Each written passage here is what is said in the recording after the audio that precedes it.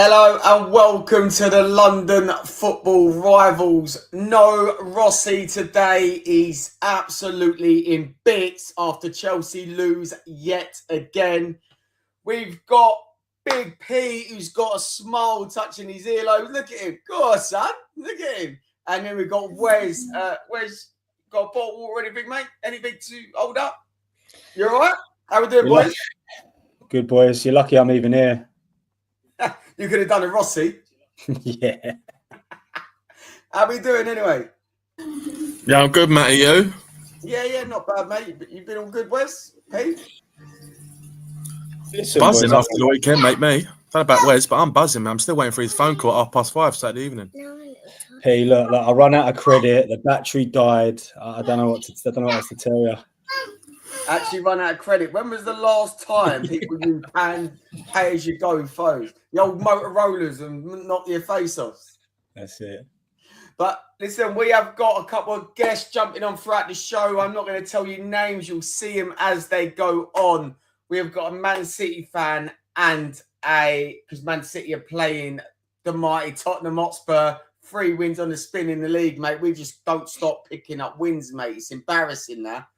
And then you've got Southampton fan jumping on, but Rossi can't make it. So it'd be a good time to speak to the Southampton fan because do you believe, we're asking, is it the worst Southampton team he's ever seen going, like ever? Because I think they are a bit of embarrassing at the moment. And maybe it isn't Russell Martin's fault. But yeah, look, boys, do you know what? Let me start. Let's talk about Chelsea first because Rossi isn't here.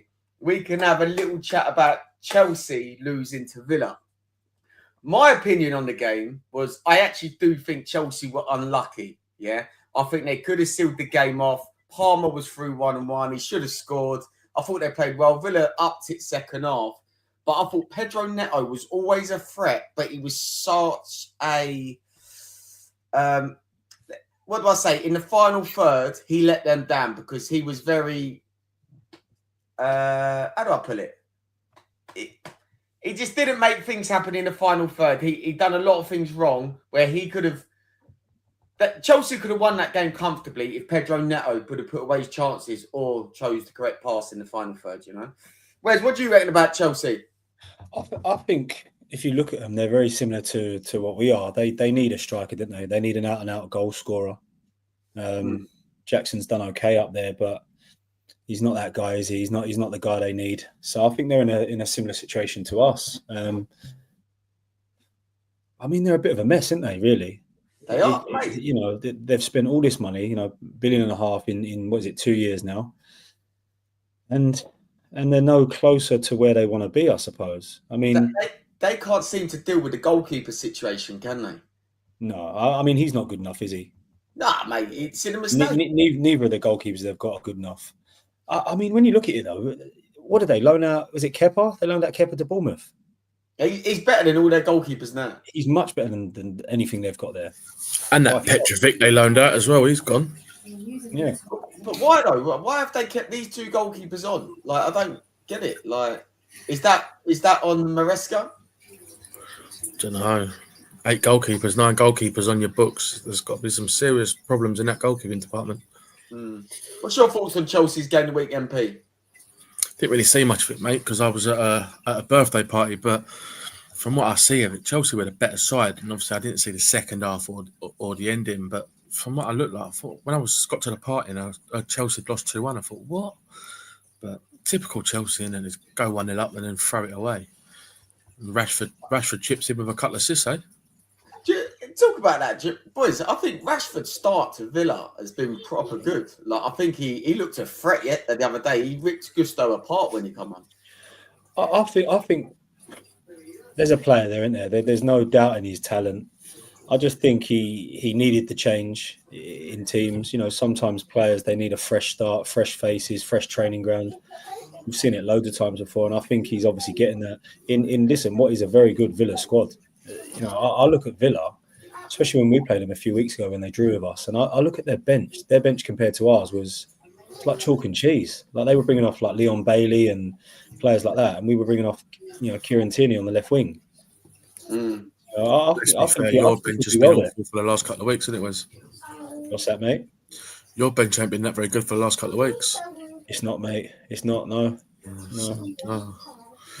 Big up Wadge in the chat. We'll actually, Wadge, you know what? We will touch on Liverpool very soon. Look at Wes's face. Look, he's smiling already when you hear that Liverpool sound, mate. He's been dreaming of that "You'll Never Walk Alone" song the last couple of nights, mate. But look, talk about Spurs, mate. Easy, mate. Light work, yeah. As I keep saying, mate, Tottenham are back, yeah. We have got players returning, and it feels like a brand new part of the season. It feels fresh. It feels like Tottenham's season's just started, yeah. What do you reckon of Tottenham the weekend? Don't give me, you only played Ipswich. Don't give me none of that. No, do you know what? Portman Road's a tough place to go, mate. I'm not going to lie. You were seeing Chelsea go there, get beat. Seen a few others go there and get beat. But Portman Road's a tough place. I thought professional performance from Spurs, and it's what you needed, really. First 5 minutes, though, Liam Delap could have had that trick, mate. When he was up against Archie Gray, first couple of minutes, I thought, what is Ange done here, mate? And Archie Gray is way out of his depth. But he come back, he dealt with it all right, you know. But yeah, mate, look, Tottenham win again, mate. What do you reckon? If Tottenham could Tottenham finish top 4? Do you reckon? I reckon from what I've seen last couple of weeks, I reckon you'll stay up. You've got enough to stay up, definitely. You'll definitely stay up. No, boys, I think top 8, because a lot of teams are dropping points now above us, and we've got Bournemouth coming up a White Lane. We've got Forest coming up a White Lane. What, with 12 games to go, top 8? Well, we're not that far off, are we? I don't even know how many points we're off. Do you want top 8, Matty? Would you prefer a season out of? I mean, do you want Conference League or? Hang on, Wes. See, I'm going to stop you there. See, when you said, "Do you want a season out?" We're going to be in the same competition as you next season, mate. We're going to be in the Champions League with you, finishing 12th and still in the Champions League, and we've just had just as good as the season as you, but better because we've won the Europa League. That's a shout. You can touch on that actually, Matty. While we're on that, obviously the draws were out, weren't they? For the European. Boys, I feel the European draw has suited Spurs massively. We're in the good side of the draw. AZ Alkmaar away first, which you are because you're going to be seeded. Second leg at home. Hopefully we get through it. I think we should have enough to get back through that. I think they're saying that Van der Ven and Ramiro are both back for that. Solanke should be back hopefully for the second leg. And then you can meet Ajax or Frankfurt. The first leg's at home. But Ajax ain't the team of old, what we saw in the Champions League a couple of years ago. And Frankfurt's a good team, though. That have been ripped to pieces as well, you know, like after they won Europa League and that. So, and then potentially we could meet Lazio in the semi-final. And over 2 legs, I fancy us to beat any of them teams. I really do. But we are talking about Spurs here, yeah? And we know how Spursy it can get. If we get to the final, I am going to say we're going to meet Roma or Atletico Bilbao. I think they're the two. Not United, no? Or maybe Real Sociedad, maybe. I don't think Man United would be anywhere near. I don't think Rangers would be anywhere near. I know Jack's in the chat now saying Rangers v Spurs Europa League final. Rangers ain't going to have a chance in that half of the group, you know. Like, I do honestly believe if Spurs want a European Cup, this is... the draw's been fair to us to get to the final. Yeah? And on the day, on a 90-minute game, it's anyone's down the cup final. But, mate, we still need to beat AZ Alkmaar. I'm talking about the final like we're already there. But, P, who did you draw, mate? P's doing it. Rossi on us. P? Yeah. We've got KFC away, mate. KFC. Rex, what do you reckon of Arsenal's Champions League draws?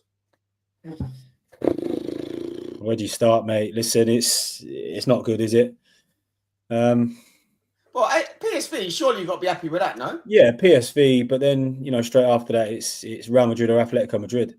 When are them games against Real Madrid? Because you will beat PSV. When's the games against Real Madrid? Will you have Saka back?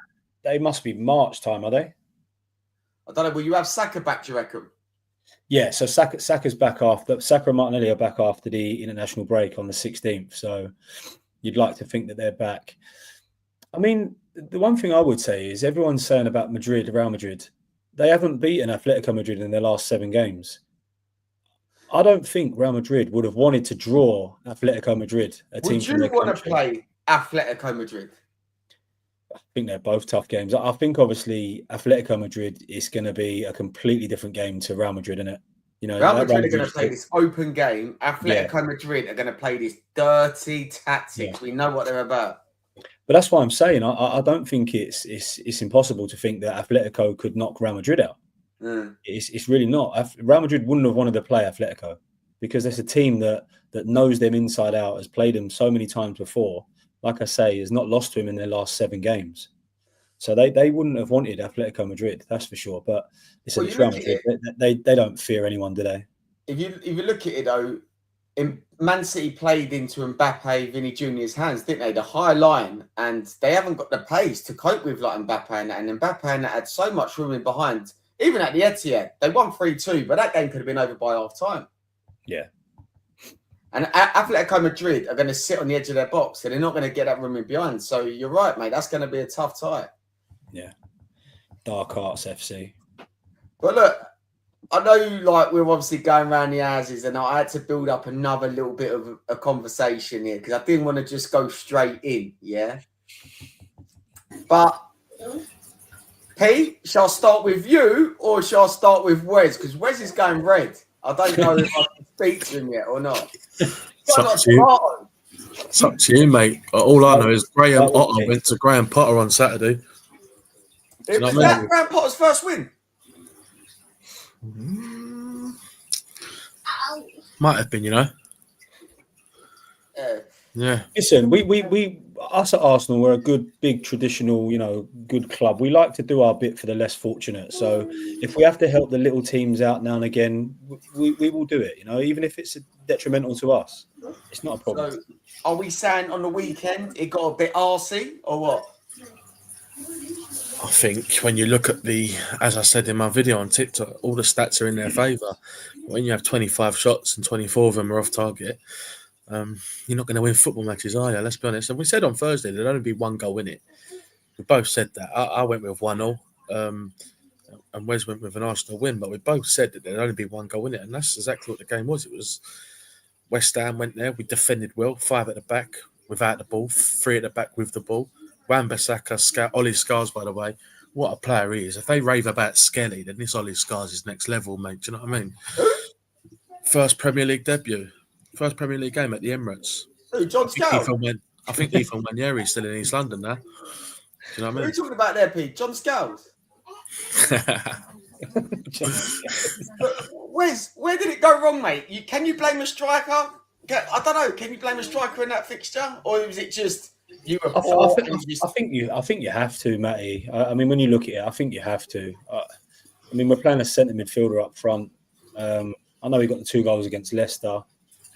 It's like a snatch and grab, wasn't it? So I think you have to. But listen, I'm not going to sit here and make excuses. West Ham weren't full strength. They were missing key players. Paqueta, missing their striker. Anthony after his accident. So I just think West Ham done a proper job on us. They soaked up the pressure and they hit us on the counter. I mean, there was a chance just before the goal, very similar to the goal. Wan-Bissaka breaking down the right, whipped the ball in, and they nearly scored from that.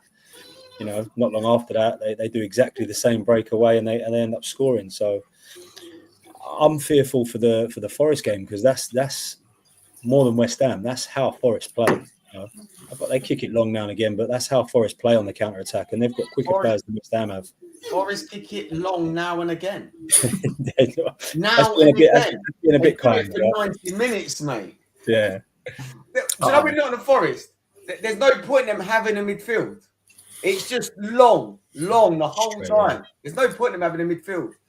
I think as well for Arsenal, key players didn't turn up. Declan Rice, he was brought off after 55, 60 minutes. I know he's had since he's never come to turned us up against West Ham anyway. Well, not anyway. Since he's come to us, he's had 1 good game against you lot. That's when we beat you, whatever it was, and he scored that goal against you. But I know 2 or 3 times now he's struggled against West Ham. But do you think it's a case of the abuse. The West Ham fans are done with him now. I'm sure there's a small section that still like him, and deep down they might like him, but they openly hate him. The songs, you can hear the songs. The fans openly hate him. Do you think he struggles to deal with it? Like, because he loves West Ham, doesn't he? We know he does. Yeah, I think he does, mate. But he signed for a big club. He looked rattled. Like, went and signed for a big club, didn't he? Apparently, to win trophies. Another season without a trophy. Another season without a trophy, isn't it? I'll tell you what's done it, right? Declan Rice has gone there. And at the Emirates twice, West Ham have gone there and done a number on you. Like, West Ham could be such a stubborn team. I said that, didn't I? That it's not going to be easy because they are a stubborn team. Yeah. I think Declan will finish at West Ham. He'll finish his career at West Ham. I think at the moment, it's just... Is he hated? I don't think he's hated. I just think it's a bit of banter in it. He left in. He made it known that he was going to leave. And it's still quite fresh, isn't it? I mean, listen, Matty got over Sol Campbell leaving eventually. When he went Arsenal. If I speak, I'm in trouble. Yeah. Moving on. We'll move on. No, but what is with Declan Rice? Do you think he had an injury or what? I think he had a poor game, mate. It happens. I think Ødegaard is suffering bad from Saka not being there. That partnership on that right-hand side, he's suffering bad. He's our captain. He's so out of form at the minute. And look, we're plodding along. We're trying to stay in there as best we can, and it's not working. I think. Sorry, mate. P, do you have anything for Wesley at all? Like anything from the weekend, or you done with Wes? I think, mate, two world-class centre-halves in there that got bullied by an out-of-form Mohamed Kudus. James Ward-Prowse, who's been on loan for 6 months at Nottingham Forest, couldn't even get in their side. He got in our side and bossed their midfield. You know what's bad, P? You know it's bad. Playing at left wing back. We got a geezer playing right wing back that can just about cross the ball 5 yards, puts in a pinpoint cross and it's a diving header. I'm done with Wes, mate. These Arsenal fans are too easy today. You know what's bad? When, as an Arsenal fan, my highlight of the game was David Raya outpacing Ward-Prowse. Oh, he was rapid. That was my highlight of the game. It was even better when the commentator went, I bet he's going to take some banter in the changing room for that one. Imagine Ward-Prowse going back in that change room, mate. He's getting ripped, isn't he? The rapid, then the chop, mate. He was done, mate. James Ward-Prowse didn't know what it is. Listen, I'll be honest. If I'm Arteta, I'm saying, can he do a bit up front? Because he's rapid up there. Balls in behind, mate. He's onto him. So there was a lot of hype after the Leicester game about Marino being playing as a striker, and I think he started as a striker against West Ham, did he? Yeah. I think he done all right. He didn't do anything. It's not like he had a bad game. I think he had an okay game for a player that isn't a striker. He held the ball up well. He won a lot of headers. It's just the players around him, mate. We looked shot to pieces. We looked like, we were shot to pieces. And if you look at it, I don't think I can remember one time this season where we've taken advantage of a Liverpool slip up. Every time they've slipped up, we've either dropped points or, managed to get the same amount of points as they have in their slip up. We're going to come to Liverpool. Played into West Ham hands though, really, Wes. I don't know if you're Mikel Merino's a big man. Kilman there dealt with him. Aaron Cresswell is a left back playing left centre half. Didn't play off him once. And if you're going to pick the weak link, Cresswell was the weak link, but Arsenal didn't exploit that. That's what cost. Guys, look, we have got a special guest in here today, and it is Hamza, a full-on Man City fan since 2011. We are going to introduce Hamza. Oh. Hamza, how are we doing? Hello, hey, I'm doing good. I'm doing very well, man. Oh, big up Coles, big up Big P, big up Wes. Thank you for inviting me to the show. Absolutely. Hamza, so we were just going to discuss if Arsenal's still in the title race, but I just want to go back to last season when Tottenham and Spurs were hand in hand celebrating Man City winning the league, like when you come to Art Lane and beat us and that, we was all united, we were one. So have you got any words for Wes bottling another league title? Wes is used to this every season. Come February, March. Normally February, March, he's hyped up. But this time in February, he's been humbled already. Like that. The excuses of run out Arsenal, I don't know what excuses they're gonna use this year. Like this last year was like, no, if Pep Guardiola goes out this Premier League, we're gonna win definitely next season. We ain't gonna win it because Pep Guardiola's here. Pep Guardiola's having a shock of a season with a poor squad, obviously injuries and this going on. And Arsenal have been waiting for this league title for how many years? 2 decades, 21 years, 22 years. And again, same old Arsenal. Same old Arsenal. Who invited Hamza on, by the way? No, I'm just saying, Wes, that's the truth, though, Wes. Yeah, you have to accept it. And for me, I'm feeling sorry for Wes because Wes is thinking, what do I need to do to win this league title? Like, what do you need to do? Because even embarrassing, do you know what? This year, if Slot wins the league, the day he gets handed, it's finished. Hey, Like, wait, how many points did you clear? How many points were you clear of Liverpool last season? Was it 9? They'll clear 9, yeah, they'll clear. So Arsenal were 9 points clear of Liverpool last season. Now, last season, initially, they went clear, and then they got caught up, and then Liverpool went clear, and then Liverpool bottled it to Palace. And that evening, they bottled it to Villa. No, I'm just trying to work out. So I think Arsenal were like 9 points clear of Liverpool last season. You finished, Yep. and then they're like 11 points clear of you now. So that's a 20-point difference between them and you from last season to this season. I get it, right? I get it. Liverpool, if they would have lost Mo Salah throughout this season, they wouldn't be where they are. Yeah, like Arsenal have lost Saka, Man City have had an injury. Tottenham. I get it, but I think it's a big jump. 20 points difference we're talking about.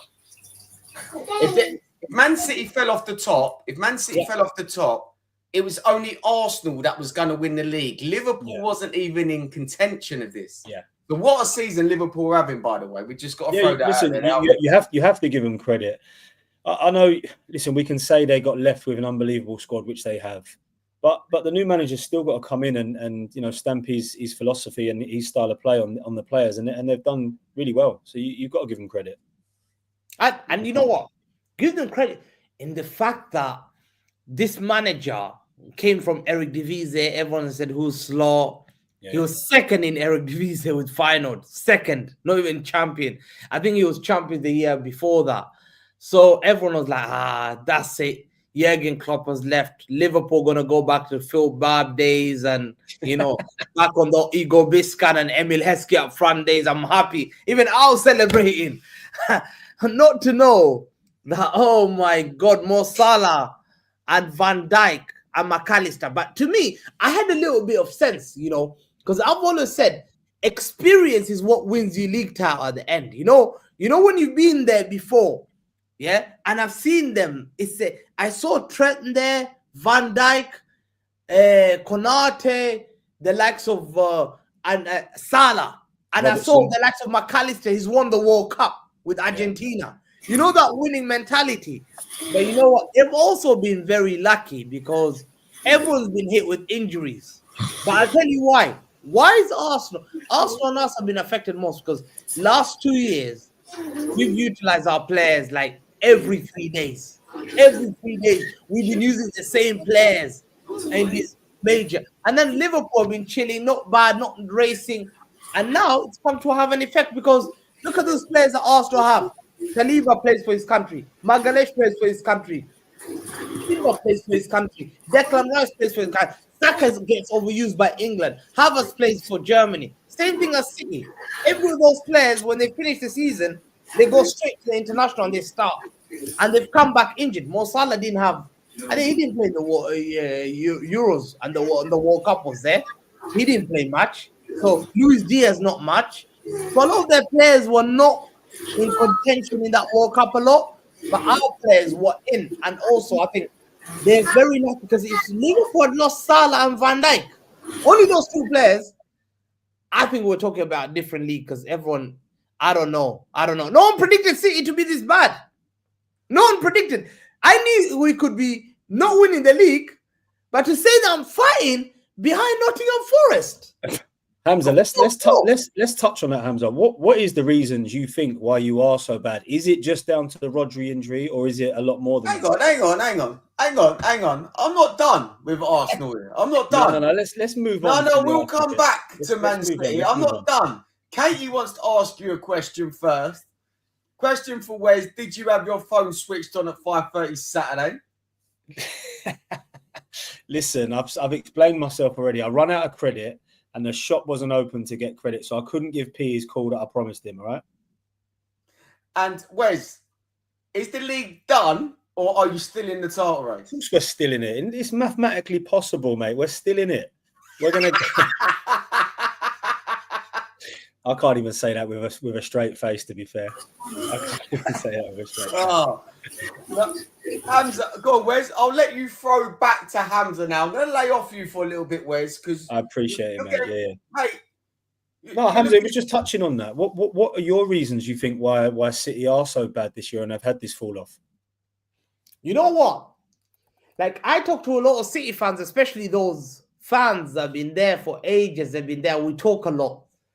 I've not been happy in our transfer market last 2 seasons. Like, I'm always watching my back.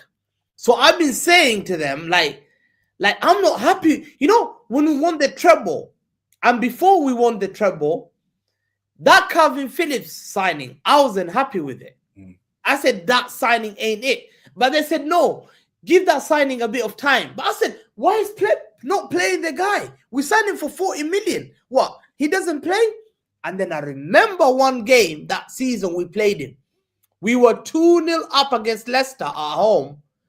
And he got brought in at 75th minute. And literally, Leicester nearly won that game. In 15 minutes, yeah? I've never seen City cook like that. Correct me if I'm wrong. When you signed Phillips is when you saw Rodri push on to the player he is today, though, weren't you? Because Rodri was struggling to get into the Spain squad when you signed Phillips. But you see, Rodri he needed time to adapt. And he was still being played. Pep was still playing him.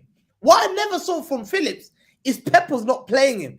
And I kept asking, why is this guy not playing? Why is Rodri not getting rested for this guy? The only game I saw was Leicester, and we nearly conceded. And I remember I told City fans, I said, Pep, he doesn't forget this kind of moments. He never played him again. So to me, I see Phillips as not that signing. You know, sometimes you can play for a club. Let me give you an example. Some players have gone from one club to another club, and they haven't become it. Let's say Cesc Fabregas. Cesc Fabregas was great at Arsenal. But when he went to Barcelona, when you're playing with Xavi, Iniesta, and Busquets, it's a different ball game. It doesn't matter who you are, because the quality is there. Yeah? It's not to say Cesc is a bad player, but Calvin Phillips to Man City was a very odd signing. And then the season after that, Nunes is not a signing City. We were going for Bellingham. Then Declan Rice. Thank God we didn't get Declan Rice. Thank God we didn't get Declan Rice. Yeah, because we would have bottled the league again. But give me a break, man. Get me Nunes, Matthias Nunes from Wolves. Do you know what I said? I said this. I said, City, I'm used to shopping at Harrods. Now I'm shopping at Aldi or Tesco with a yellow sticker expiring today. And now you're giving me this Wolves signings and all that stuff. I'm not used to it. And it's cost me 2 seasons. And then this season, not signing a midfielder, then being sold. All these news that, oh no, we're after Bruno Guimaraes. We're going to sign Bruno. Again, 3 seasons, no midfielder. You're still utilizing the same players who have been winning 4 years in a row. It has an effect on their fatigue. Well, they're mentally fatigued, physically drained. Pep Guardiola, I told everyone, if this was at work, if this was normal work, Man City would have been taken to tribunal for abusing their staff members. Because we don't give these guys annual leave. We don't give them a break. We overuse them. My fan base are telling me, no, but Rodri was given a month off. I said, the guy was injured on the Euros. When you're off on sick leave with a cough, does your boss use that as your week off? Or does he say it's annual leave? Or do you say that's my sick leave? Do you see? So the fact that Rodri's gone out and then the same players are not the same is because of one thing. They're tired. They're getting injuries because you're utilizing them so much. We never made a risk assessment. I've also said one thing, yeah, but I don't want to say it. I became paranoid. I was like, did Pep sabotage me? Was Pep thinking that this is his final year. Let me lose all these players, including Alvarez, not sign a midfielder, bring 34-year-old Gundogan back, sell Mahrez, sell all these good players, and then win the league and then run away. Because he was going to leave me what Fergie did. Do you remember what Fergie when he left United? Left him in a mess, he left didn't he? with Jones and the likes of Tom Cleverley. And you can't leave. So to me, I'm thinking, why were you doing Pep Guardiola? Look at this, the greatest manager we're seeing this season. He looks stressed. No solution. There's no solution. How do we lose to Arsenal 5-1? I turned off my TV after 3-1. I said, I'm not watching this. This is a joke. This is torture, Hamza. Hamza's been waiting all season for this rant, so I'm glad we just give him a platform to just go at it. Hamza, just want to make you aware, factually, that Declan Rice left West Ham a European champion. Yeah. And he's just going to let you know. Absolutely. You know what? He made the biggest mistake. The biggest mistake, I said it when he was joining them. I said, why would you join Arsenal not to play for the best manager in the world, for the best team in the world at that time? It's because of pressure. He was scared of pressure. Because pressure, Man City, is different. You know, Arsenal, he can come second. Wes is going to say, Declan Rice is the best. Oh, I love him so much. I've never had the best thing in life. I love second place. To me, he comes second. I'm going to roast him and say, what's going on with this guy? I used to win league titles before this guy came in. So to me, Declan Rice was scared to sign for Manchester City because he knew the pressure there is you're going to have to deliver. Because you delivered the European Cup for West Ham. Arsenal have never won a Europa League or Champions League. Yeah? So Arsenal Wes doesn't expect anything. Wes would even parade a Community Shield. He was happy. He's happy with that. Because I can see when you won a Community Shield, I bet you are happy. Hamza. Obviously, every time Tottenham have played Man City, we seem to be your bogey team, yeah? Obviously, before it's always kind of meant something where you've gone for the league title or Tottenham are chasing top 4 and stuff like that. Now it's kind of like we're 12th and where are you now? 5th, 4th? Do you think you'll get Champions League football? Yeah. I think we'll get Champions League football because of one thing. You think you'll get top 4? Yeah. Shameless. Imagine me thinking about top 4. Oh my God. I never thought in my life. I think like last 5 years, 10 years, that'll be there. The reason why Pep Guardiola is too big to play Europa League. Haaland is too big of a figure to play Europa League. Can you imagine Europa League on Haaland and Pep Guardiola? That anthem, whoa. And then you see Pep Guardiola. Nah. Pep Guardiola, I'm telling you now, that's the only reason why Pep went to sign. You see what? We went to sign 4 players in January. Pep realized this is real. I'm not losing my legacy here for pride. I know I made a mistake. I need players now. So Pep, I think, we will get top 4. We've got the finals hurdle. Because I looked at the fixtures between January to 2nd of March. I said to everyone. And you still ain't won much. In that from January to the 2nd of March, you ain't won many fixtures with these new signings. That's one of the February that I don't want to ever, because I knew that January to March, I told everyone who on my fan base, I said, yeah, go and see your doctors, book your appointments, because I'm telling you now, Arsenal, Real Madrid back-to-back, Liverpool, Tottenham away. Hey, Tottenham away, everyone knows, City fans know. When I say Tottenham, is it psychologically, you just go there, you think, please, take it easy on me, man. Just going back to it, Tom on YouTube, doesn't top 5 get Champions League? Man City are relying on Spurs to win Europa League, mate, progress in Europa League to keep building up them points, mate. They're looking for favours of Arsenal, Chelsea. Listen, mate, it won't be the first time you've cheered for each other.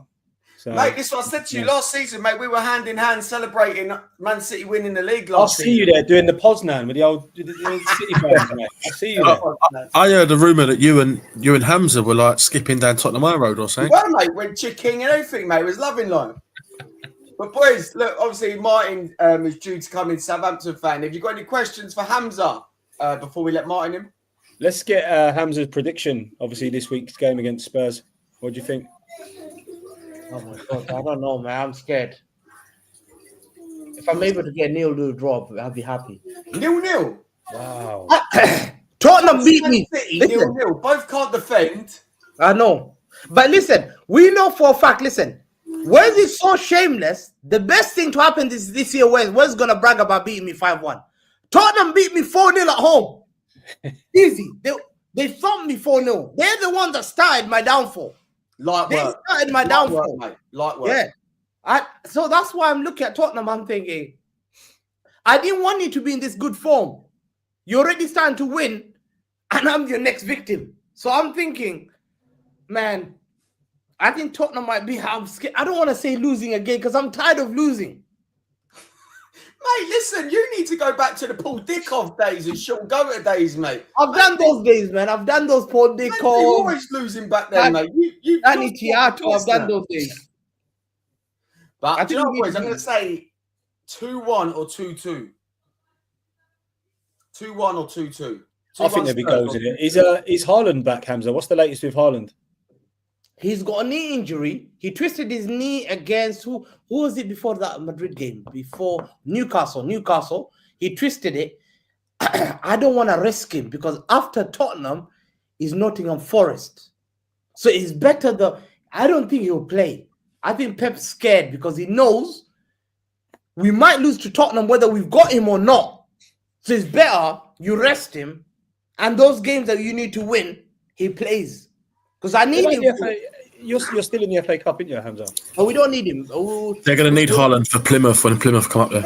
No, We're but not Liverpool, I'm saying when you look at it, how the season's gone for City, if you could manage to get an FA Cup and then back in the Champions League, that'd be a fantastic season for you this year. Absolutely, yeah. And that's a mad thing to say. I'm saying that to a City fan. It's mad.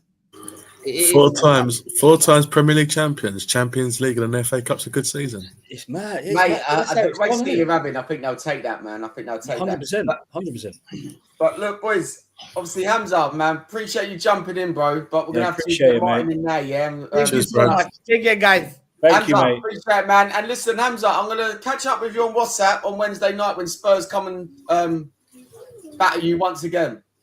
Take it easy on me, man. Take it easy. Hamza. Listen, Hamza, you keep giving it to them United and Liverpool fans in that WhatsApp chat, yeah? I know. Someone says I'm like, listen, someone said this guy is like a chameleon. One time he's attacking Liverpool fans, one time shaking out. Next time, I've got them. It's so true. Hamza, man, thanks for jumping in, bro. Take care. Cheers, bro. Thank you. Cheers.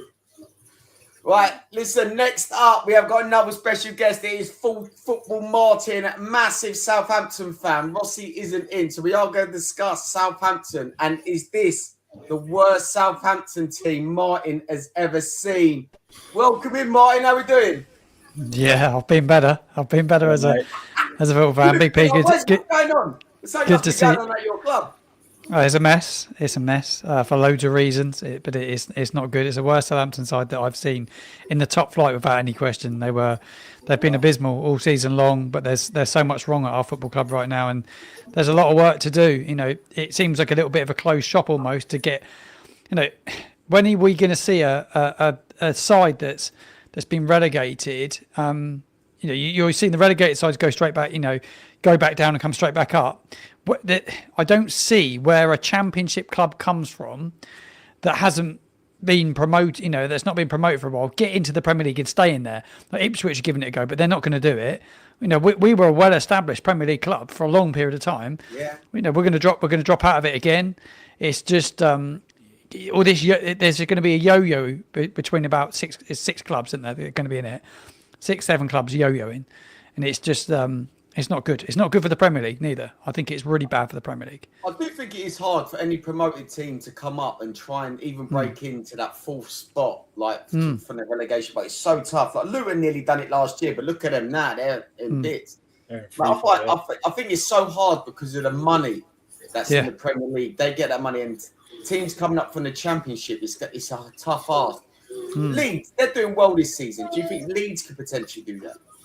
Yeah, I watched them the other night, they're not a bad side. They're doing really well in the Championship, but they're a long way short of being able to do it in the Premier League. Honestly, it's such a jump, and I don't think people really realise now like how competitive it's become.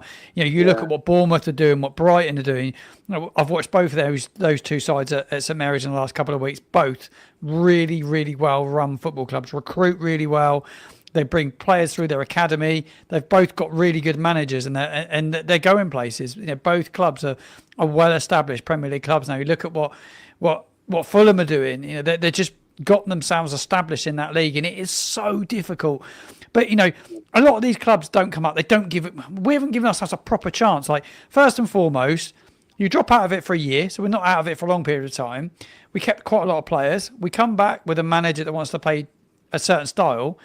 But first and foremost, learn from Burnley and learn what other clubs have done, and be hard to beat. Find ways to win football games, because you can go out and spend 150 million and still only just about give yourself a chance. Only just. We spent 100 million pounds, and we're nowhere near it. We're so far short. But you have to think outside the box, don't you? You have to find ways to win games. And sometimes you have to be dogged. You have to be rough. You have to dig in deep. You need everyone to fight for you. You need a manager that everyone loves, player-wise, and you need every single body to give 110% every single week, because the minute one or two don't, you're done. And that is exactly what's happened at Southampton, Ipswich, and Leicester. Leicester, a classic example of it. Martin, do you think if you'd have had this manager you've got now at the beginning of the season, you'd have given yourself a better chance of staying up? Have you seen anything change from Martin to what we're seeing now? No, not at all. Not at all. He has a style of football that he wants to play, which is more of a high energy, high press, three at the back. He wants to get them up the field. He wants us to play in the opposition's half, which is all well and good, but you've got to have personnel to do it. He does not have the personnel to play that way. They've recruited for a manager that wants to play tippy-tap football. Before that, they had a manager that wants to play high energy, high press, like this manager does. Then they had a manager in between that wants to play Route 1. They recruit managers. Like, what are they doing? I honestly do not know. What are they thinking? You can't keep chopping and changing the way you want to play football. You have to nail down on what's going to work in the Premier League. That's what you want to be. You want to be a Premier League club. Well, what is going to work to keep us in the Premier League? They're kind of thinking that this style that even Jurek wants to play is the way to go about it, because they've seen. You've seen Brentford do it. You've seen Bournemouth do it under Areola, and it's working a treat for those clubs. But they've recruited well. We've recruited really, really poorly, and that has to come down to the ownership not having the right people in football departments to go and recruit the right players to give you a chance in the Premier League. This guy they've got now hasn't got a clue. He doesn't have a clue. Honestly, I watched his press conference today, and I'm literally when I smash my head against the wall thinking, what are you watching? It's unbelievable. It's unbelievable, honestly. Martin, where did you think it went wrong? Because you touched on Brighton there. And when you think about it, I remember not too long ago, Southampton were doing what Brighton are doing very well back in the day, when you used to have these young players like the Gareth Bales and Walcotts come through and sell them on for a lot of money, and used to recruit well, and then do the same thing over and over again. So why didn't you kick on at that time, like say a Brighton has, how they have? I don't think they've had the right people. They've gone through too many people. It all goes back to before the owners that own the football club now were in. Sport Republic own it now. Before then, under the previous ownerships that they've had, they had a very good academy that was slick. It was bringing players through. There was some really, really good talent in. And it really started to slow down. That there was something not right behind the scenes with the academy, because there was a big gap. And when Sport Republic come in to take it over, there was a bit of a gap. And they come out and said, look, there's a bit of a gap. There's not a lot of players coming through. They're all like in the 16, 17s, and they're not going to be ready for a couple of years. So their thought process was, the only thing Southampton were missing was somebody to spend a bit of money and sort of invest in some players. But their big idea was to go and buy young players, such as Samuel Edozie from Man City, the goalkeeper Gavin Bazunu. Romeo Lavia is a classic example that someone that did work, but they bought loads and loads of young talent with the hope that they were going to build them up, turn them into good Premier League players and flog them. But they just bought all the wrong young players. And they thought by putting a bunch of under 21-year-olds out in a Premier League 11 with a goalkeeper that had never played Premier League football, had played League One, in Sport Republic's first full season in charge, and that was the end of it. They relegated us within their first year in proper charge. So all the wrong people, they've had all the wrong people, and that's what it all comes down to. But it goes back to that academy, Sport Republic. They've got a lot to answer for, this ownership group. It's they haven't got a clue at this moment in time what they're doing. And then now, obviously, go on, mate. No. So I follow you, Martin, and you do some really good content and stuff like that. So about Southampton, but thank you. How's it getting down? Is it getting very toxic down there now? Because have you had the home win this season? Yeah, we have one home win. So our opening win of the season came against Everton at home, and I tell you what, Everton on the day probably edged it and would feel pretty aggrieved not to walk away with anything on the day. And it shows it must show how poor they were under Sean Dyche for us to win that game. We were way short that day. We won that game, and then we obviously won a couple of weeks ago at Ipswich. That's the only 2 wins. And to be fair, it should be really toxic, shouldn't it? It should be like fans, they're talking about protests at the Chelsea game tomorrow around their ownership group, which is, and they're not happy. And they're not happy of being 7th. Our fans are just a really nice group of people.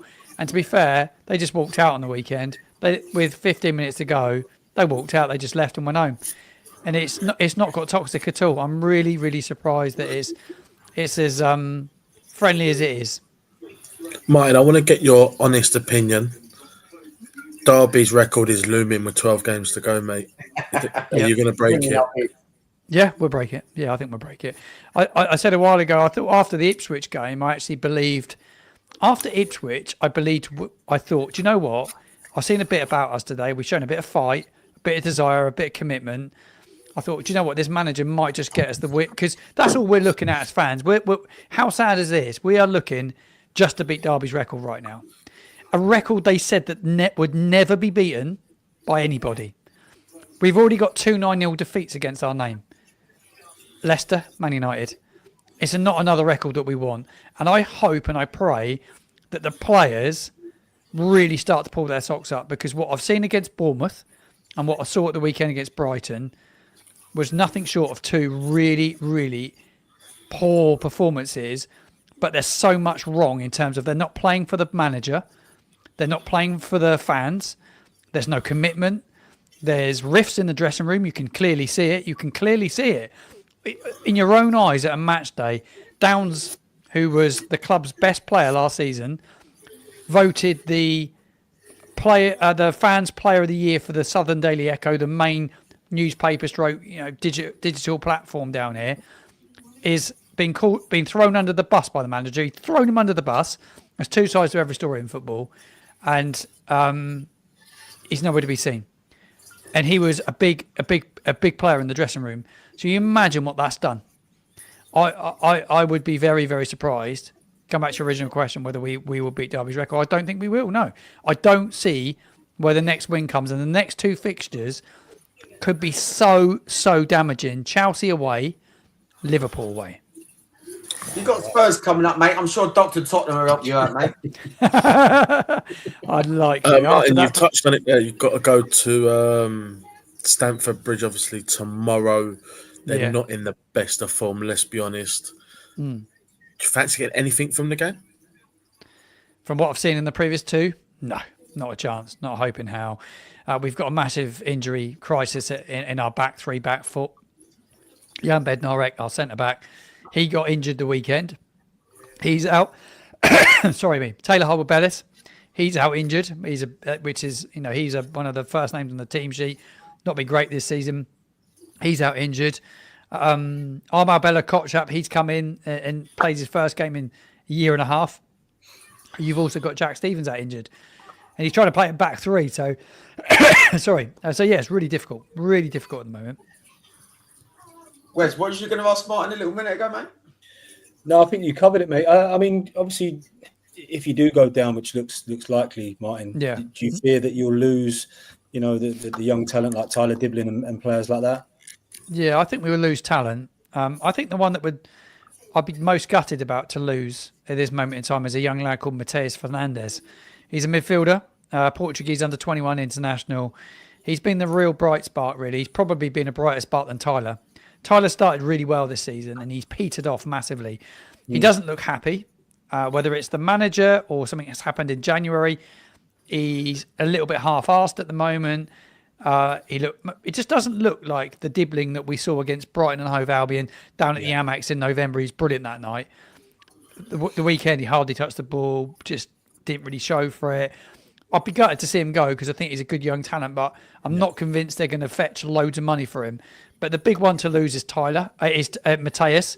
And obviously, Carl Walker-Peters is out of contract. Here you go. That'd be a tough one to take. But other than that, I've got to be quite honest with you. West Ham have been linked with Taylor Harwood-Bellis. The rest of them, I don't think anybody will be chomping at the bit to come and get any single one of those because, they're not good enough for the top division. How's Ramsdale performed? Obviously, I'm an Arsenal fan. Yeah, so good point, Ash. Yeah, I should have spoke about Aaron. I'll tell you what a guy. I absolutely love watching him play. I feel so sorry for him. He obviously clearly was panicking because he wants fair play. He doesn't want to sit on the bench. He wants to play week in, week out. Why the heck he thought that we would be the right club for him, I don't know. Obviously, Russell Martin played a big part in it. He would have played. I don't honestly think he had many other options, though, Martin. When you look at it, I don't think there was many options out there for him. Yeah. In all honesty. The thing is, what I think there is Ramsdale will leave in the summer, but you'll get you'll get a good price for him. Do you know what I mean? Yeah. Because they get back what they paid. For you, you still get a good price, so it will benefit you. Him going in the summer anyway. I think he'd be perfect for like a Chelsea. I honestly do. They need a goalkeeper. He's good enough to play for a Chelsea in the Prem. Yeah, I think he'll end up at Bournemouth personally. I think he'll end up at Bournemouth or maybe obviously Eddie Howe really likes him at Newcastle. He loves it being by the sea. He's living back in Bournemouth now. He's gone back to his home that he had when he was playing for Bournemouth. So he's back down here. He likes it there. There was a good bit with Mark McAdam on Sky Sports a couple of weekends ago. He was talking about how he's enjoyed being at home. Not great place to bring his kids out. Couldn't think of a better place to bring his kids out. Obviously, Kepa's on loan at Bournemouth. If Bournemouth get European football and further up the league they finish, more they're going to bring in revenue. I think he's ready-made to go back to Bournemouth. I really do. He's a brilliant goalkeeper. If it wasn't for him, whereas at the weekend, it would have been 10. Honestly, he is kept the scoreline respectable in so many games. He made save after save after save at the weekend. It was ridiculous. Honestly, and he's done that so many weeks. I just feel for him. He must be like, he's picking up £100,000 a week, but he must be gutted to have Joe Aribo, James Bree, and Jan Bednarik in a back three in the Premier League in front of him. Like, what the heck? From Saliba and Gabriel to that. It's unbelievable. I mean, is it going to be? Am I right in saying it's going to be the third or fourth time he's going to be relegated as well? Going to be his fourth relegation. Yeah, it'll be his fourth relegation. It'll probably be the worst relegation. I think in terms of points return, it'll be the worst. That they go in the record books potentially, probably for being the worst team ever to play in the Premier League for the points tally, and. That's heartbreaking. As a Southampton fan, to have that I will never, ever, ever forgive the ownership for that, for what they've put the fans through this year. So much wrong. So many people need to take accountability as well. And there's no connection anymore between the club and the fans. It's broken. And if they don't get the summer appointment of manager right, they will struggle to sell season tickets next year. They will, honestly. When you sacked Martin, when you sacked Martin, David Moyes was still available, wasn't he? And he held that and got the Everton job. And look at the job there. To give they spoke to him. Yourself and even Leicester half a chance. He was the manager to go to, wasn't he? Oh, absolutely. He was a man they spoke to. There's no secret. They spoke to him. He would have been put off by our ownership group straight away without any question. That's why he didn't come here. He would have needed some reinforcements in January, which he needed. I think they've sucked Juric in, and they've promised him, and they haven't delivered for what he needed to give himself a bit of a chance because they've given up by January. But Moyes would have come in. He would have got Yeah, he hasn't got a great group of players at Everton, let's be honest, but he's got them organised, he's got them running, he's got them working, he's got them fit, and in without the ball, they're really well set. And when they do have the ball, they look well organised. They look a proper side. He would have given us a real chance, but he would have looked at that squad and thought, do you know what? And with that ownership, yeah, I think he would have been put off by it massively. But it's a massive shame we weren't able to get someone of that calibre in to give you a real good chance. So Jesse Marsh was put off a couple of years ago by our owners. It says a lot. If you can't get Jesse Marsh, you're going to struggle to get David Moyes. Yeah, I think when you look at David Moyes, he's turned Beto into a Premier League striker, something that anyone else has failed to do. But Martin, I'm just going to put a smile back on your face. Obviously, you'll have the South Coast Derby to look forward to next year. Yeah, we've been talking about it a lot last couple of weeks. Actually, obviously we've had Bournemouth come down, and they've given singing when the Saints go marching down, and they're trying to create a bit of a rivalry with us. They want a rivalry. Southampton fans don't buy into it, and we say there's only one South Coast Derby. That will be against Pompey next year. But I tell you what, Big P, what we will need some passion. We will need some commitment. We will need a manager that understands it. We will need people with fires in their belly that are up for a fight, because you can go into a derby against Pompey. If we went into one right now, we'd roll over and get our bellies tickled. We would, because that's the sort of team we are right now. You've got to have some fight in you, and that's a credit to them. For any Pompey fan that tunes in and watches this, credit to them. Their home form was always going to be key. They've dug in, they've worked for each other, they've given the manager everything they've got, and every time I've watched them, they're working hard for each other. And when you get to a derby, that's what you got to do, innit? Otherwise, you've got no chance. Like I say, you roll over, get your belly tickled, and it'd be embarrassing for everyone involved. So, but I'm looking forward to it. I've never created content at that time. We did it before, but 2014, I wasn't doing the content, so the opportunity to video it, go and do the vlogging and stuff, I think it'd be brilliant to do. I think it'd be absolutely brilliant. And then, Martin, just on a personal note, mate, how's Asmir doing? Everton have obviously picked up the form. We've touched on them, but how's he doing at up at Goodison Park?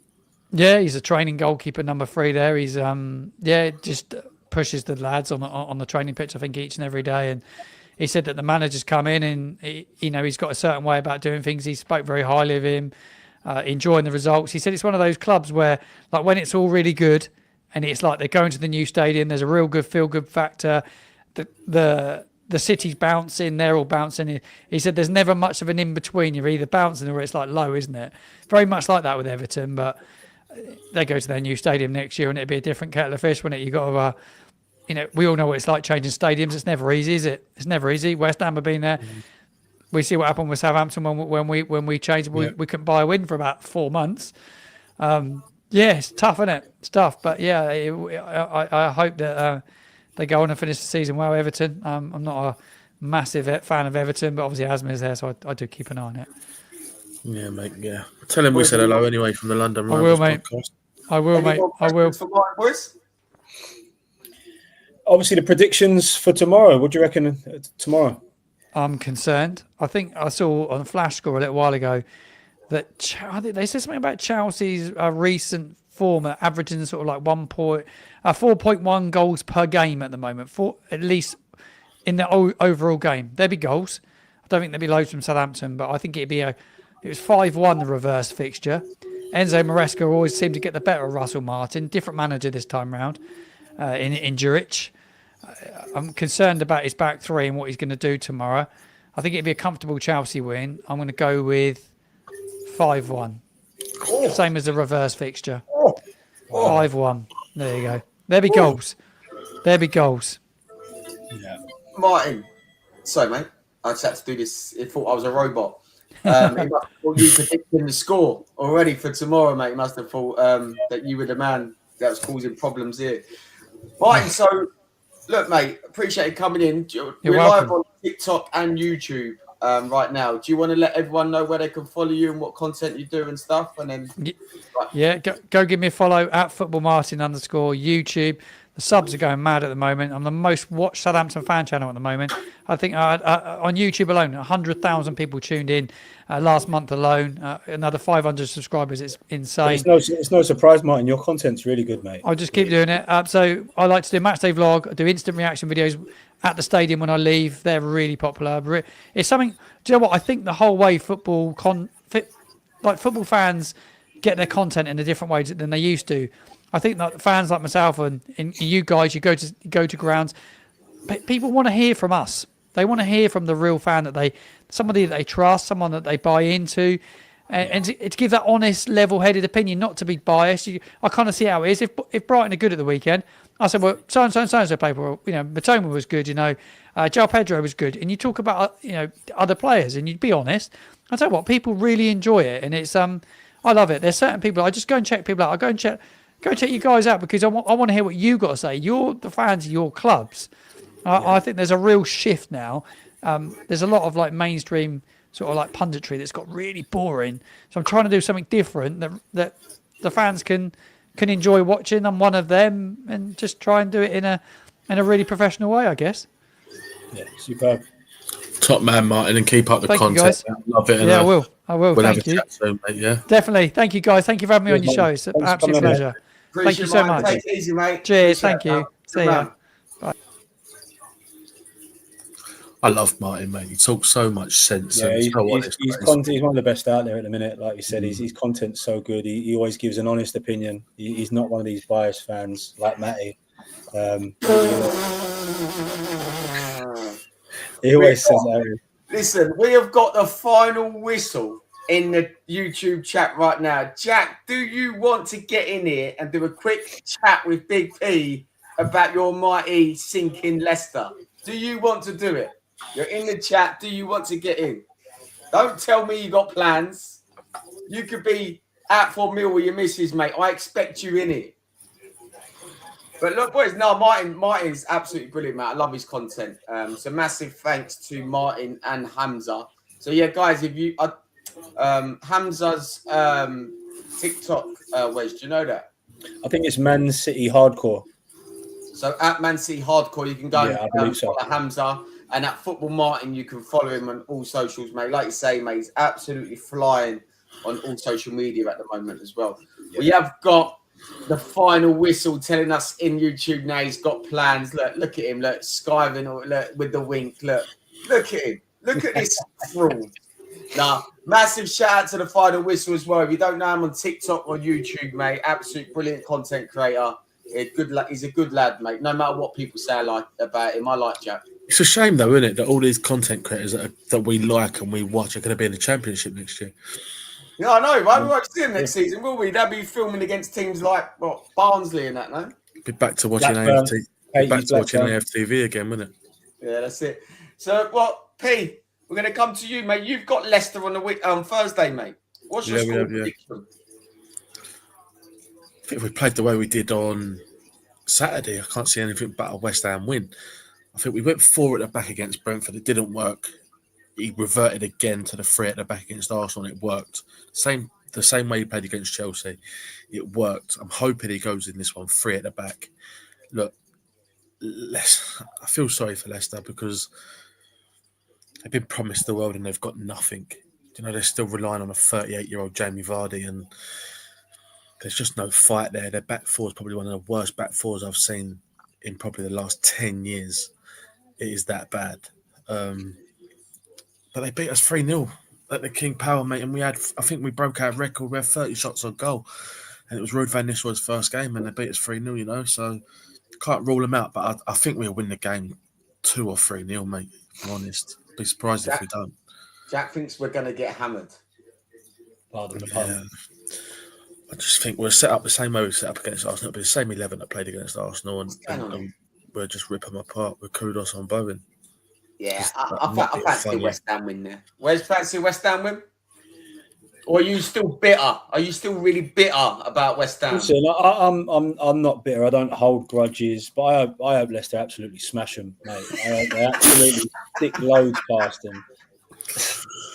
I can't see anything more than a West Ham win there. And where's you've got a top 4 fight around now, mate? Obviously, the league's gone, so now you need to concentrate just securing top 4. What do you need? Probably like 17 points. So the first 3's got to come on Wednesday, no? I think it's going to be a tough game. I think we're going to struggle. In all fairness, mate, I think they're going to play the counter-attacking football. They're going to hit us on the break, and I think we are going to struggle with it. I don't see where our goals are going to come from. It's a tough place to go. I'm gonna go a 1-1 draw. Draw? I'm gonna go 1-1 draw. Yeah. Well, you said on Thursday that it was a big game. Is it still a big game now? Against Forest. Yeah, you said it was a big game. I've been Yeah, riding on it. Well, there's I mean, nothing listen, riding on it now. So is it still a big game? It's not over till it's over. We know that strange things Hey, can and do you need to happen. pipe down. You need to pipe. Strange things can and do happen in football. We've seen stranger things happen. We just What's got your keep AFTV trying. guy with the headphones? Ty. Yeah. That's who you remind me of right now. Next week, I expect to see you with your Arsenal hat and headphones on. It's all right. Troop said that Arsenal ain't won the league in 21 years, and 21 years ago he met his wife. So he said if he has to divorce her to see him win the league again, he will. So I didn't have a beard last time we won the league. he's probably I shaving couldn't off. grow one. A draw? I'm going to say a 1-1 draw. I think Forest plays such awful football, mate. Do you know what? Forest, because I do like TikTok lives and that, and Forest fans really great at me sometimes on TikTok as well, right?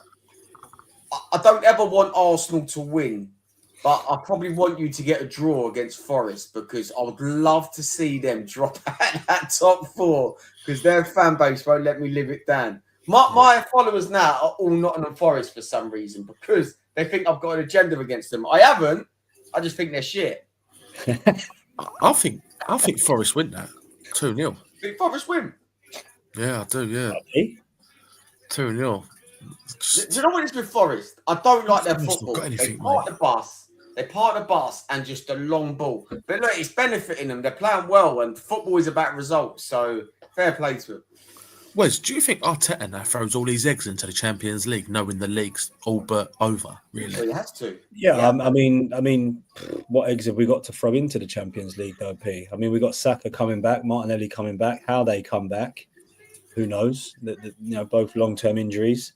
They're not going to come in. I don't expect Saka to come in and hit the heights that he was before he got injured. Obviously, we're better with them both in the squad and in the team. Sure. We've got nothing to lose, have we? We're not expected to win the Champions League. Of course, we're going to go out there and give it our all, but your Arsenal team never won it before. I know you've got a very reactional fan base like we have as well, right? The worst, yeah. So I honestly believe it is what it is this season now. Like, obviously, I know it's not over till it's over. Funny things have happened and that. Yeah. But I honestly believe you bring a striker in this summer, you probably do win the league next year. You do, yeah. Like the Liverpool team's aging, they're unsure what's happening with Van Dijk, Trent, Salah, Man City. I don't even see Man City up there next year. I really don't. So I do see Arsenal winning the league next year with a striker. But if you don't win the league next season or something next season, do you then look at it and think we may need to look elsewhere and Arteta may need to go? Listen, you boys know I'm one of Arteta's biggest fans. I love what he's done for us from where we were to where we are now. And if I asked you both now, I said, what are Arsenal missing? You're both going to say a striker. So if we don't give Arteta a striker, but we give sack him and give a new manager, I don't think that's fair. So like you said, let's get a striker in the summer, which is going to happen, which let's be honest, Arteta has been calling for forward reinforcements and a striker. We haven't got one for whatever reason.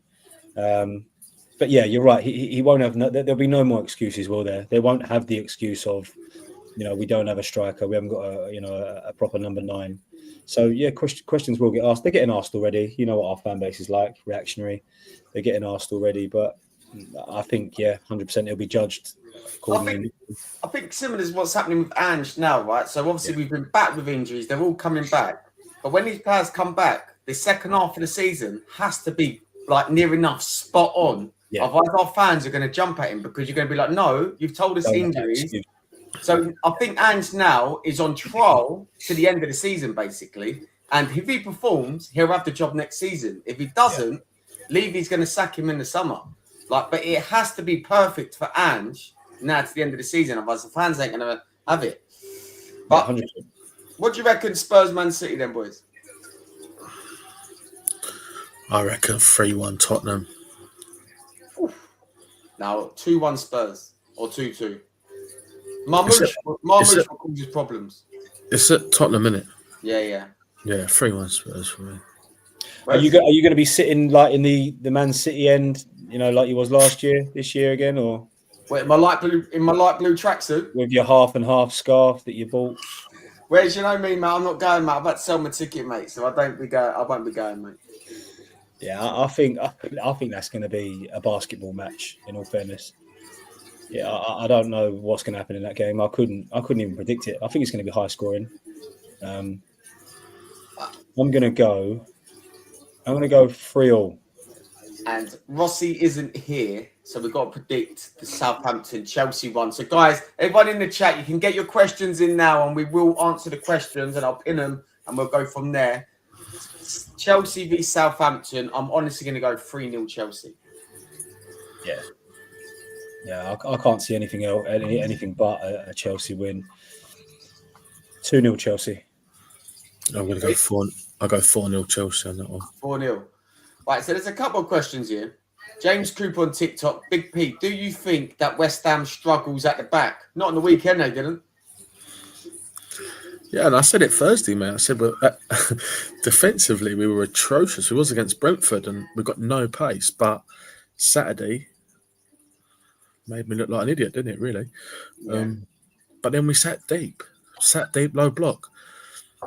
And Arsenal, really, when you look at their strike, Ethan Wanyeri, I think Arsenal played into our hands in dropping Sterling. I said that to Wes Sunday. I think they played into our hands dropping Sterling. He's the only one that had a bit of pace about him, and they dropped him. Sweet, thank you very much. Do you know what I mean? So we're waiting to see. I think Potter needs to strengthen the back four and bring that pace in. But then Tadibo played also, so there was a little bit of pace there, but not much. But yeah, 100%. We are vulnerable at the back. Yeah. Pete, do you think you're going to stay up now, like Spurs? You think you're safe? Like Spurs. 13 points clear, mate. I think we'll stay up. Only just done. Question for Wes on YouTube. If Arsenal don't win major trophies, does Saka leave? Listen, there will come a point, yeah, I'm sure. All players want to win trophies, so I'm sure that will happen eventually, yeah. But on the flip side, winning trophies doesn't just keep the player either. You look at Trent; he's won everything he can at Liverpool. Potentially going to leave. Well, look at Kane. Kane stayed at Tottenham for years and years and years, mate, without winning nothing. Yeah, he still won nothing when he went Germany and all. He will this season. There's another question for you, P. Question to the West Ham supporter: will Potter deliver trophies to the club? It's a bit harsh to judge him now, isn't it? He's only been in the job 3-4 months. If you're not in Europe, there's only 3 trophies. If you're not in Europe, there's only 3 trophies you can go for. But realistically, as a West Ham fan, there's only 2 trophies, isn't there? So League Cup and FA Cup. Like, if you're not in Europe, you ain't going to win the league. We have to have a good cup run, mate. And I think we can have a good cup run. But you can't ask me if he's going to win trophies after 4 months. So Arteta ain't done it in 7 years. Yeah. Do you know what I mean? Go back to TikTok. Do you think it's too late now, Wes, to win the league? Yes, I do think it's over. I think it was over a couple of weeks ago. But like I said, we'll stay in there. We'll try until the end, I'm sure. Wes says it's 9:15 and the game don't kick off till 8, so it's definitely too late. It's another one on YouTube for Wes. What positions does he want to see Arsenal sign in the summer? I think it's just a striker, isn't it? You just need a striker. So we're going to need a striker. We're going to need another centre midfielder because you've got, obviously, Jorginho leaving. Partey, he's out of contract. So you're going to need another centre midfielder in there. And we need an elite left winger. Martinelli's sort of not hit the heights that he should have done, in my opinion. There was a time where he was, a better player than Saka and had, in my opinion, a higher ceiling at one point. He just stagnated. He hasn't improved. I mean, you've got Trossard. He'll be 30 next year, and I think Saudi are sniffing around him. So I think a left winger, a striker, and a centre midfielder. Is that not a done deal with that Supermendy? So they say. I don't believe any of that stuff. They reckon so, but then I've read other reports saying that Real Madrid are in for him now, and so he's a Spanish guy. If Real Madrid come in for him, I'm pretty certain who he's going to pick. Did West Ham make Ferguson permanent?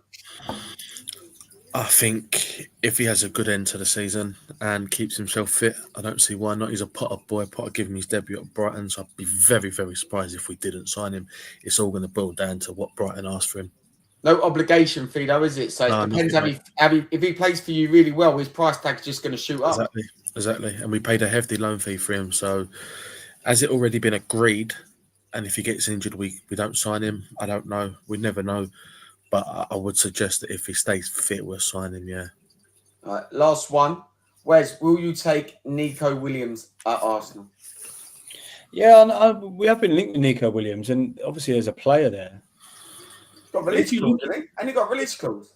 Yeah, I think he has, yeah. If you look at it, though, he's not ripping up trees this year. You know, he had that one good season last year, didn't he, and a good Euros, but he's not been ripping up trees. But, yeah, he looks a talented player, doesn't he? He's an Atletico Bilbao, isn't he? Yeah. Athletic Club, they're called now, Pete. What trees are you expecting him to rip up playing with them? No, but I mean, I think when you look at it, he had something like 5 or 6 goals, assists. I mean, a player of his standard, you know, he should be scoring more than that, surely. Mm-hmm. And Foot Smurf saying, I hear Tottenham are interested in Johnny Evans. What a joker. But look, guys, Pete, Wes, thanks for joining, man. Absolute quality show as always, man. It's a good show, mate. And thank you to Hamza and Football Martin who joined us today. Absolute brilliant guests, mate. So yeah, if you're not following them, go and drop them a follow on TikTok and that. And Spurs couldn't sign Roy Evans, but I'll let you have that one, Tom. Cheers, Jeff. James Cooper saying. But guys, thank you to everyone on TikTok and YouTube.